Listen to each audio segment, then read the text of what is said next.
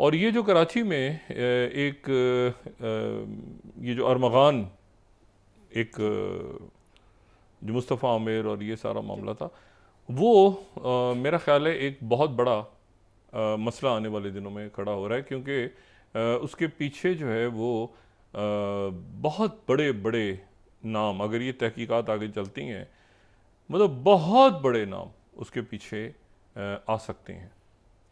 और बहुत कम ऐसा हुआ है कि इंटरपोल जो है वो सिल्वर वारंट जारी करे। हमने तो रेड वारंट जारी हो गए थे, लेकिन सिल्वर वारंट जो है वो जारी किए। इससे पहले सिर्फ एक दफ़ा सिल्वर वारंट इटालियन कोई वहाँ पे जो जी। माफिया उसको जारी हुआ, और दूसरी दफ़ा इस यहाँ पे सिल्वर वारंट इंटरपोल से रिक्वेस्ट किए पाकिस्तान की जारी करे। तो ये मेरे ख्याल से खरबों तक, अरबों तक या खरबों तक ये और इसमें बहुत बड़ी चेन है, बहुत बड़ी चेन है जिसमें बड़े लोग इसमें आ सकते हैं, और इसमें कहीं क्रिप्टो का भी ताल्लुक आ रहा है, कहीं बिटकॉइंस का भी आ रहा है। तो ये एक बहुत बड़ा और इसमें बड़े नाम हैं। अब ये मुझे नहीं पता कि ये तहकीकात आगे कहाँ तक पहुँचती हैं, लेकिन ये है कि हम किसी मामले को आगे पहुँचाएँ। और मैं हमेशा कहता हूँ कि अकाउंटेबिलिटी जब तक आप नहीं करेंगे तो मुल्क जो है वो आगे नहीं बढ़ेगा। रूल ऑफ लॉ और अकाउंटेबिलिटी और अक्रॉस द बोर्ड रुथलेस। अच्छा, ये जो है अब इसमें ज़रा आ जाएं कि ये दुनिया में एक अजीब अजीब इस वक्त एक मामला है और इंतहाई हिजान है। और कल जो है वो मीडिया से भी बात की उन्होंने, लेकिन फिर प्रेसिडेंट ट्रंप ने जो है एक मैसेज सोशल मीडिया पे भी उन्होंने जो है ये कहा कि यस्टरडे चाइना, फर्स्ट स्लाइड हम दिखा सकें, China issued retaliatory tariffs of 34% जो कि ऑलरेडी थे। ये सारा करके फिर उन्होंने कहा कि हमने ये बात की थी कि चाइना अगर ये विड्रॉ नहीं करता 34% इंक्रीज़, तो फिर उसके बाद यानी 8 अप्रैल तक, यानी आज तक अगर चाइना ये 34% वापस नहीं लेता टैरिफ, तो 50% उस पर मज़ीद टैरिफ आयद कर दिए जाएंगे। 50% मज़ीद, यानी 20 तो पहले आयद हुए थे, 20 आयद हुए थे वो फेंटेनल की वजह से, उसके बाद 34% हुए, ठीक है। तो ये जो है अब अगर ये 50% मज़ीद आयद करते हैं अमेरिका, अच्छा एक दिन का टाइम दिया उनको कि एक दिन में, और हमने कहा था कि कोई मुल्क जवाबी कार्रवाई करेगा तो हम उसमें मज़ीद टैरिफ लगाएंगे, और मज़ीद टैरिफ हमने लगाया और 50% जो है टैरिफ लगा के कल से यानी 9 अप्रैल से 50% टैरिफ हम चाइना पे लगा देंगे। और उसके बाद तमाम जो गुफ्तगू है और निगोशिएशंस हैं वो चाइना के साथ बंद कर रहे हैं। हाँ, दूसरे मुल्कों के साथ निगोशिएशन जो 50 मुल्कों ने रिक्वेस्ट की हुई है वो जो है वो हम जारी रखेंगे वगैरह वगैरह। अच्छा, इसमें जो है लेकिन तो ये माशी बहरान जो है ये बदतर माशी बहरान, ये अब एक आप समझें कि यूक्रेन की जंग जो कि हॉट वॉर है, और उसमें फ़र्क है उसमें और गज़ा के कत्लेआम में, क्योंकि वहाँ तो ट्रेन नेटो और ये सारा फ़ौजें थीं, यहाँ तो कत्लेआम हो रहा है फ़लस्तीनियों का। लेकिन ये जो जेनोसाइड है वो जो वहाँ पे वॉर चल रही है यूक्रेन की, फिर उसके बाद ईरान के साथ क्या होने जा रही है, ये सारे जो भी है, ताइवान का मामला है, और ये बहुत बहुत सारे हॉटस्पॉट्स हैं।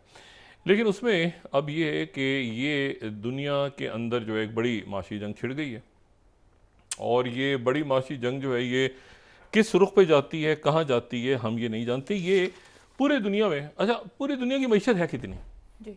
ये एक सवाल है ना। पूरी दुनिया की मईशत कितनी है, पूरी दुनिया में कितना पैसा है, इस दुनिया में कितना पैसा, या कितने कितना कुल कितनी मईशत कितनी है इस दुनिया की, एक बड़ी प्रॉब्लम। कहते हैं पाकिस्तान की मईशत इतनी है, उस मुल्क के पास कर्जा इतना है, उस मुल्क के पास इतने अकाउंट है, उसके पास इतने ज़र मुबादला है, तो पूरी दुनिया के पास कितनी दौलत है। तो एक एस्टिमेट उसके बारे में ये है कि पूरी दुनिया की जो दौलत है वो 115 ट्रिलियन है टोटल। 115 ट्रिलियन उसकी दौलत है पूरी दुनिया के पास, ये एक एस्टिमेट है। और ये हम फिर स्लाइड दिखाएं तो फिर इसको हम ये 2025 के बारे में जो यहाँ बात है कि जी 115 ट्रिलियन की इकॉनमी है, और उसमें 3019 ये प्रोजेक्टेड जीडीपी, और फिर उसके बाद जापान, फिर इंडिया, फिर उसके बाद जो है वो सऊदी अरेबिया। तो ये मुख्तलिफ मुल्कों की जो एक अंदाज़ा है प्रोजेक्टेड जीडीपी के लिहाज से लगाएं या जिस तरह से भी लगाएं, तो बहरहाल ये एक 115 ट्रिलियन की टोटल जो है वो दुनिया में जो है वो उसकी मईशत है दुनिया की। और इसी फिगर को फिर जो है वो ब्लूमबर्ग भी कोट, मतलब इसको कोट में यहाँ पे इसलिए बता रहा हूँ क्योंकि ब्लूमबर्ग ने आज एक इसके ऊपर लिखा है कि 36 के ट्रम्प टैरिफ और चाइना के जो झगड़ा है ये 115 ट्रिलियन की ग्लोबल इकोनॉमी इसके नतीजे में हिल सकती है। यानी 115 ट्रिलियन की ग्लोबल इकोनॉमी है, ठीक है। और फिर उसका जो ब्रेकडाउन था वो भी मैंने भी दिखा दिया आपको। अच्छा, अब इसमें इशू ये है सारा, तो ये आज के दिन अगर यानी अगर नहीं करता चाइना जो है वो टैरिफ वापस नहीं करता, तो अमेरिका जो है वो 50% और लगा देगा, यानी 104% हो जाएगा टोटल, 20, 34 और 50। तो ये 104% टैरिफ चाइना पे लगाने का उन्होंने ऐलान किया। अच्छा, अब इसके नतीजे में जो है वो चाइना जो है, अब ये चाइना है, ये जो है ये शी जिनपिंग है जी। और चाइना है। तो चाइना ऐसा तो नहीं करेगा ना कि नहीं नहीं हम वापस जवाब नहीं देते, हम जो है वो ऐसा है कि ये आप लगा दें और हम होने देंगे। तो चाइना ने भरपूर अंदाज में कहा है कि इसको आखिर तक, टिल द एंड हम लड़ेंगे, इस जंग में आखिर तक हम लड़ेंगे। और जिसने मतलब है कि बड़े उनके उनके मीडिया पे और हर जगह वो बात हो रही है सारी कि भाई जो है ना वो मतलब इसमें अमेरिका कुचला जाएगा या चाइना कुचला जाएगा या दरमियान में बाकी मुल्कों की इकॉनमीज कहाँ जाएंगी, क्या होगा। लेकिन एक बड़ी जंग छिड़ सकती है। आज चाइना पीछे नहीं हटा या कल या ट्रम्प पीछे नहीं हटे तो ये 104% के ऊपर जाके जो है ये पूरी दुनिया की इकॉनमी जो क्रैश हो जाएगी। अभी जो आज स्टॉक खुले सुबह, ज़ाहिर है सबसे पहले वो टोक्यो से और बाकी जगहों से, फिर यूरोप से और तो कई दिनों के बाद जो जो गिर रहे थे बिल्कुल। अब मुझे नहीं पता भी शाम तक अमेरिका से आएगी इतला भी, लेकिन उनके भी जो स्टॉक आज खुले हैं तो वो पहली दफ़ा बहुत नीचे गिरने के बाद जो है वो थोड़े से वो जो है वो ऊपर गए हैं स्टॉक्स, ठीक है। अगर हम ये यूरोप के देखें, ये स्टॉक्स यूरोप तो कंप्लीट यूरोप, सेकंड स्लाइड, ये कंप्लीट यूरोप को और फिर उसके बाद ये थोड़ा सा ऊपर गए हैं आज सारे, ठीक है। और ये यानी यूरोप के स्टॉक जो हैं वो डेक्स जो है वो भी ऊपर गया है, जो FTSE है वो भी ऊपर गया फाइनेंशियल टाइम्स वालों का स्टॉक जो पूरा पैन यूरोपियन स्टॉक शो करता है ये भी ऊपर गया। काफ़ी दिन यानी 4-5 दिनों का जो ब्लड बाथ था उसके बाद ये थोड़ा सा मामूली से ऊपर उठे हैं।